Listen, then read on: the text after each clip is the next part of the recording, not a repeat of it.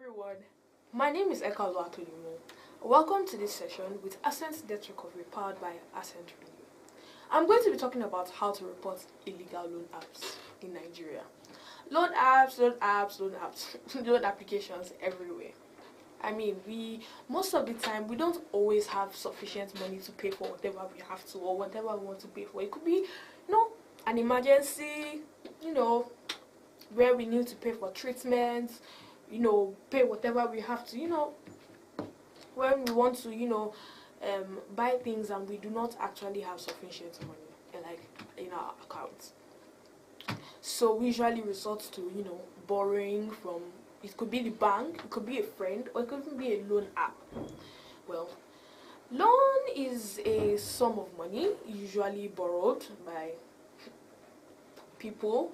It's like I said, could be a friend, could be the bank, it could be a loan app.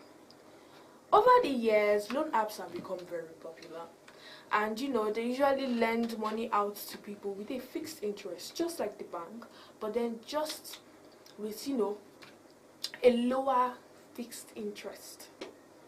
Well, the bank usually has higher fixed interest, and it is a long process, trust me. It is a very long process compared to a loan app that you can do under minutes. I mean, who doesn't? Illegal loan apps, yeah.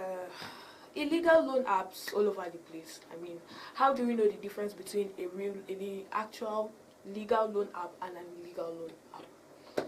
Well, it's not that easy. It is not that easy. There are plenty fake loan apps everywhere.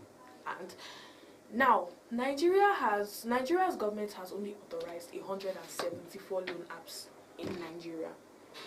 So, now, there are a few other ones that run their digital services only online. And over time, there's been a very tough competition with the bank, but people have to choose loan applications. Now, well, an illegal loan app could be illegal probably because it has been banned by the government due to its mode of operandi, or it could also be that it was never even authorized in the first place.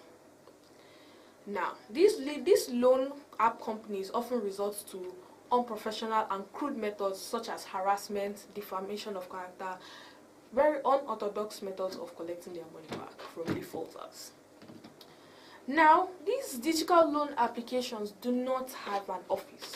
They do not have a physical office most of the time. So they, and I mean, loan apps they usually, we can collect money from them like within minutes. So it is faster and easier to go to a loan app than to go to the bank, where you have to go through a whole long process of you collect paper, you go and sign, drop there, drop here, before you finally collect your money back. I mean, everybody wants easy life. Now, these loan apps are usually governed by the BOFIA, which is the Bank and Other Financial Institutions, CBN Act of 2007, Nigeria Data Protection Regulation, and Money Lenders Law of the respective states, FCT. In Lagos, for instance, Money Lenders Law states that any person who lends money or at interest or law lends a sum of money in consideration of a larger sum being repaid shall be presumed to be a money lender until the contrary is proven. Ideally, when a customer defaults a loan, interests are usually charged, daily additional. Now, this is where problems start to come in. If you actually collect a particular sum of loan, where you chose a particular amount of time that you are supposed to pay it back. So this is what happens. Now, the moment you are unable to pay within that period of time, every day there's an interest that's being added to it. Every day interest being added to it. That will make a very, very heavy debt. Trust me. And what's the most ideal way to actually get your money back from a defaulter is usually, that authorized loan apps usually result to. First of all, they, notify them of their urge of default, urging them to pay, or else the company may actually resort to legal actions. That is usually written in like a letter form and sent to the defaulter. When the borrower fails to heed to this call for repayment, the lender may initiate a proper recovery of debt action in court to recover the outstanding loan. Because this loan representative is actually authorized, he can always go to court. In situation where the borrower defaults, oftentimes they resort to, fake loan apps usually resort to crude methods like defamation of character, death threats, raining curses on their families, sending messages to their contact lists, and all. Fake loan apps have actually become a major issue in Nigeria. They are very, very aggressive collection tactics. Their mode of operation is to provide a loan in exchange for access for personal identity. So they don't actually really mind if you don't actually pay.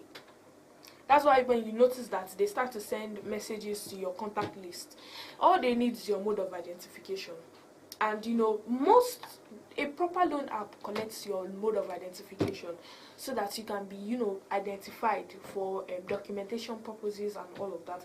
But then fake loan apps use it for defamation. Most of them also use it for criminal activities, to commit criminal activities, faking their identities.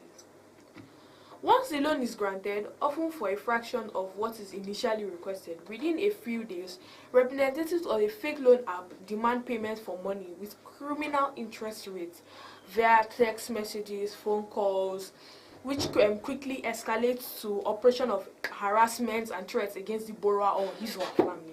Like I actually said earlier, probably the amount of money that the interest rate that was seen there when you wanted to pay, when you plan to collect the loan, will not be the same thing that you actually see when it's time to pay back.